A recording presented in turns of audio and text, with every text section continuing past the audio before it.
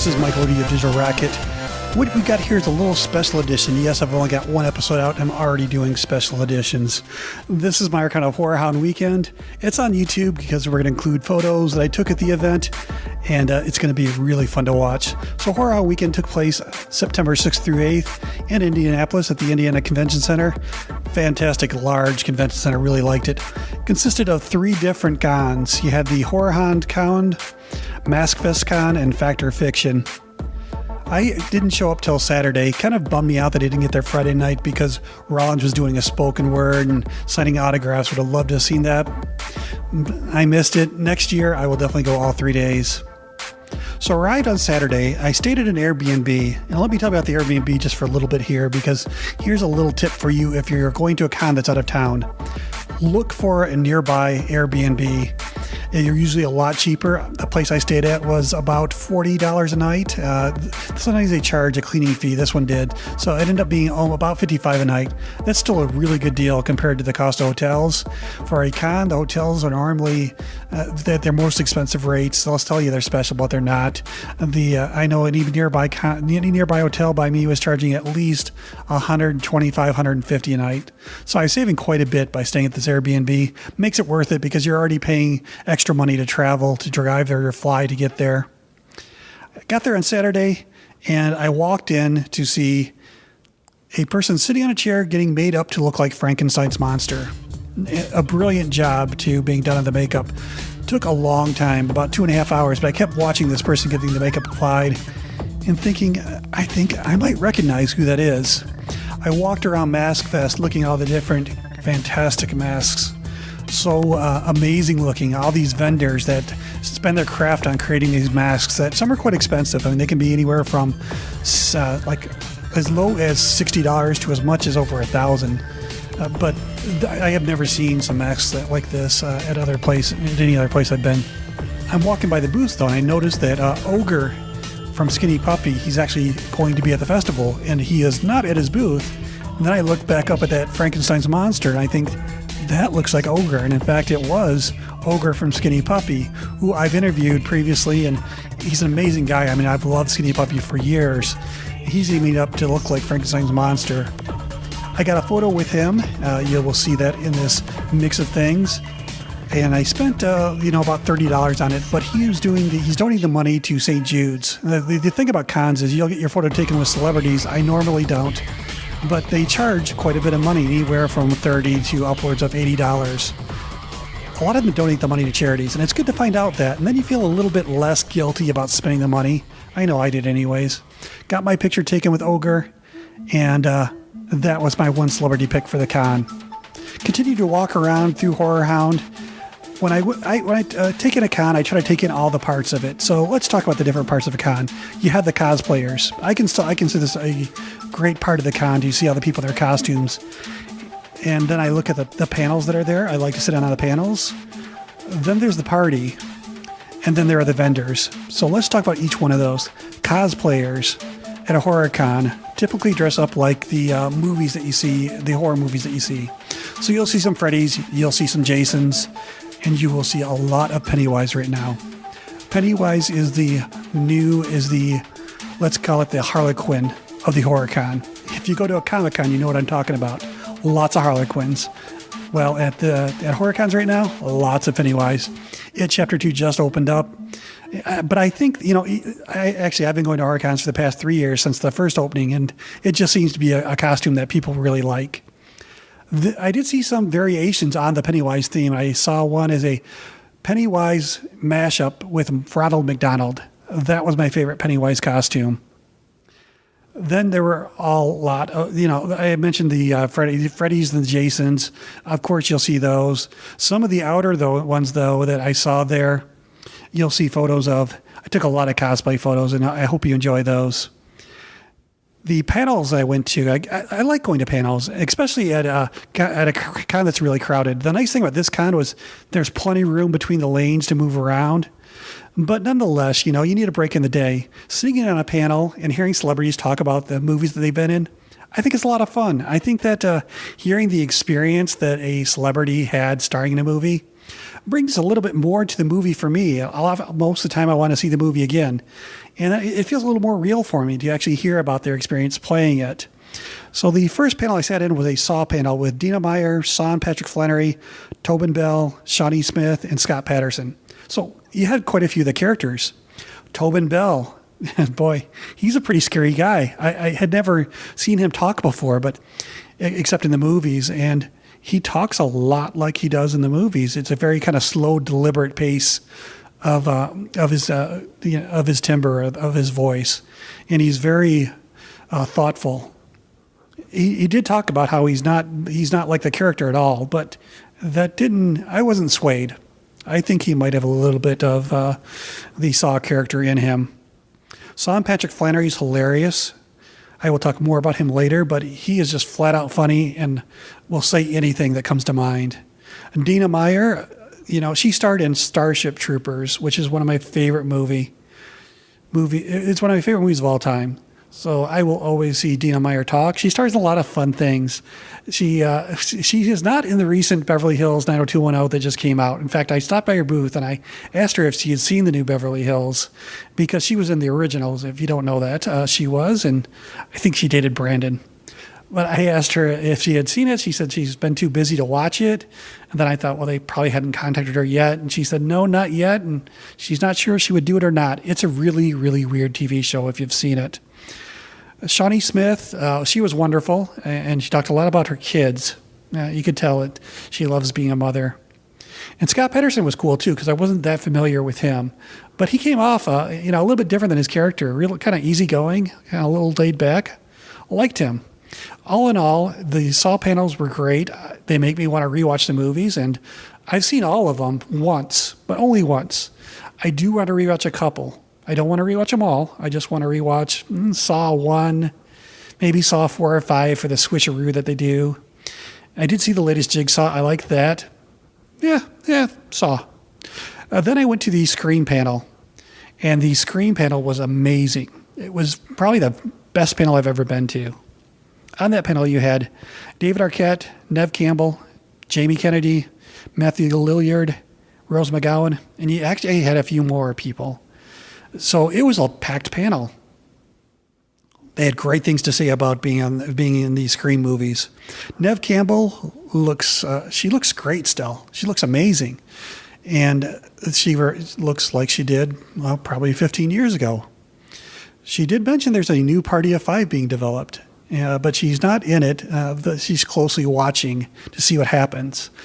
She said that she really likes playing her Scream characters. She definitely would come back. And David Arquette was the one that surprised me. He had a lot of great things to say about it. He really, really loved Wes Craven. Learned a lot from Wes Craven. It was just teared up when he talked about Wes Craven not being here any longer. In fact, everyone on the cast talked about how much they respected and loved their time with Wes on the sets. Jamie Kennedy looked nothing like I remember him. He had a mullet. He had just really I wouldn't say bloodshot eyes, but definitely dark circles under his eyes. He might have been under the influence a little bit of something. He was good. I liked what he had to say. He wasn't quite as animated as I remember him. He was a little more low key. I really liked his TV show, and I just felt a little sad for him. He seems like he might be one of those actors at a con that's on the decline of their career. I'd like to see him back in a movie. Matthew Lillard, I think, he's one of the best. I've seen him at past cons. I took his photo with the lead singer of Twisted Sister. God, why can't I remember his name? Anyways, Matthew Lillard is, I think, the best con celebrity I've ever met, I've ever seen at a con. The time that he spends with all the people that he meets.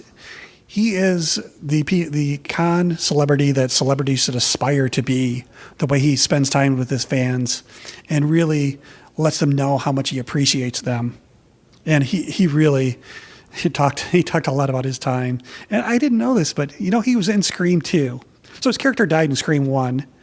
And then in Scream 2, he was just hanging around the set. And I guess there's a party scene where you can see him walking through the back of the crowd in. I need to rewatch Scream 2 just for that reason. In my mind, I don't even remember watching Scream 3. I just have no recollection of it. Scream 4 I saw, and I liked the beginning of it, and then it tended to just go downhill from there. Overall, it's not a bad Scream movie. I don't need to revisit that one, but I definitely want to see 1, 2, and 3 sometime soon. Rose McGowan was great. Rose McGowan has a very close-shaven blonde hair now. Looks a little different. She was fun to listen to. She had a lot of fun on the set. She talked about how she helped create her outfit. And then talked about how it was kind of the scene where she was actually killed was a little bit of an accident, the way that happened, and was a surprise for her. So she had some fun times on the set. The other panel I went to was Watchmen, and this was a great panel because you had some real stars up there. Patrick Wilson, who looks dreamy. He looks heavenly. He just had this look about him. He had this Be Humble shirt on. He looks like he should be playing Superman or should have already played Superman in a movie. Carla Cugino. I sometimes mispronounce her name, so I wanted to make sure I got that right. Carla Cugino, who I love, who's been in so many movies, but she was aged up in Watchmen, and she spoke about that, how they aged her up about 15 years older than she was to play the mother of the other character, who was played by Malin Ackerman, who's still gorgeous. I don't know what other movies I've seen her in. I want to look up her IMDb just to see what else she's been in and watch it. She talked a lot about the costuming. They asked her about the costuming in Watchmen, and if you've seen her character, you know what I'm talking about. She talked about her costume and said that it was one of the most uncomfortable outfits she's ever been in, but she knew she looked good in it. And she actually really liked the design of the costume and just was very uncomfortable to move around in. Actually, I mean, on that same subject, Patrick Wilson, his character, the owl, his costume was actually hard to move in it as well. His cowl, I think, it was difficult. Jackie Earle Haley was there, and he talked quite a bit. He actually ranted quite a bit. He had some political opinions he let out, and wow. He talked about how his character is very different from Rorschach, but how he had to figure out a way to channel his anger to play the Rorschach part and some of the political things around them. In general, if you looked at, I'm almost afraid to watch Watchmen today, even though I really want to. I have the director's cut, longer version, because I'm afraid of how much there may be some parallels between the times we're living in now and that movie. I remember just a lot of things about the atmosphere of that movie that revisiting now may be a bit different. I did see 2 other panels. I saw one with James Marsters. He played Spike on Buffy. If you've never seen a James Masters panel, they're great panels because of all the other things that he talks about besides just playing Buffy. He will talk about the languages that he knows, the dialects that he does, his karate. He's an all-around fantastic person to listen to. He's been in so many other things too. He loves the genre that he plays. He's been in Superboy. He's been on several other. He's currently on The Runaways, is what he mentioned. So, yeah, watch him. Go back and look at all the other things he does, and he loves playing genre characters. Doctor Who. He was not Doctor Who. He was in the Torchwood part of that. And then the other last panel I went to was for Sean Patrick Flannery, just to hear him talk some more. The guy should have his own podcast. Flat out hilarious. He has not been in a lot of great movies. I may rewatch Saw 7 just to see him in it, but, his catalog, not great. So we talked about cosplay. We've talked about the panels. Let's talk about the party.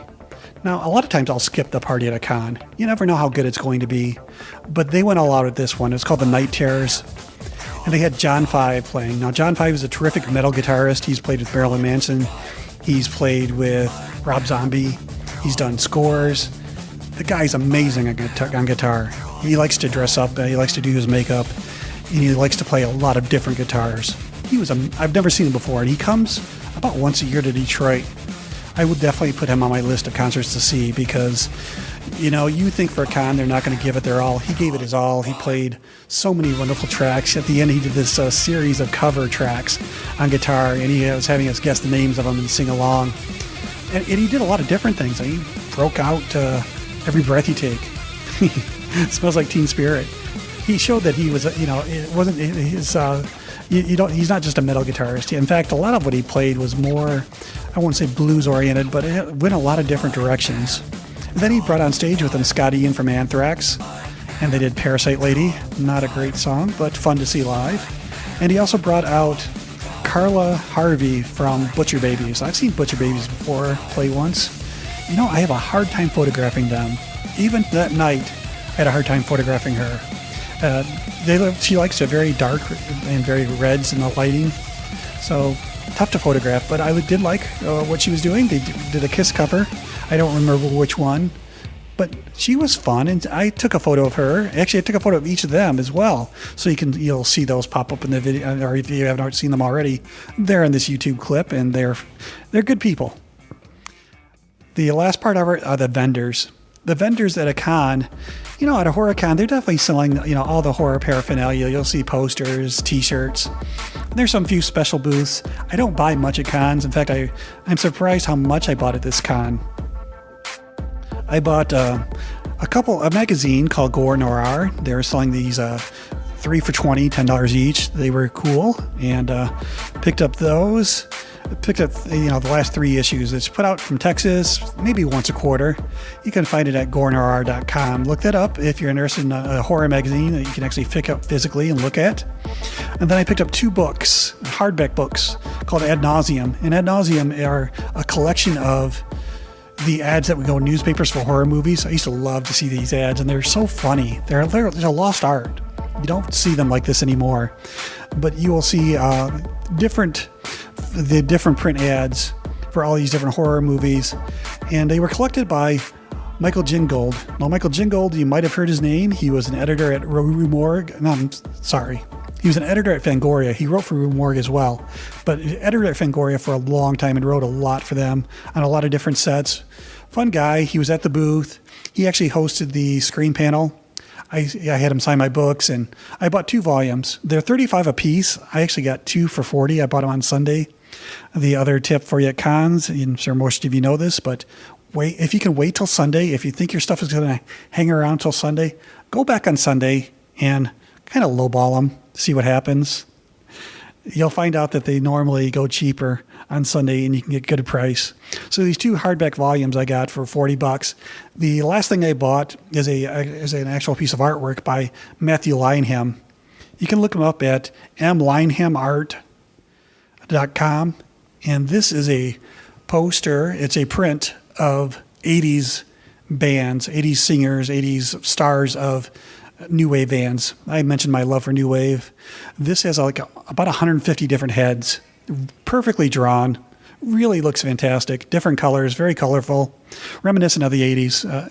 And I can look at it, and I haven't done it yet, but I can pick out almost every individual head and tell you who it is. And it has a special place in my heart, every single one of them. So when I saw his poster, and he had it as a big banner above his booth, as soon as I saw it, I said, I don't care how much it is, I got to have that. I paid full price for it. I didn't feel bad at all. It was $45. You can buy that print online. I would look it up, and I would definitely buy it. So there you have it. That is the total experience of me at HorrorHound Weekend. Again, fantastic time. I will go back next year. They start selling tickets early. Look it up. Get your tickets early. Sometimes they'll have this terrific deal where you can get all 3 days for a really low price. It's a different weekend next year. It's September 18th through 20th, so maybe I'll see you next year at HorrorHound.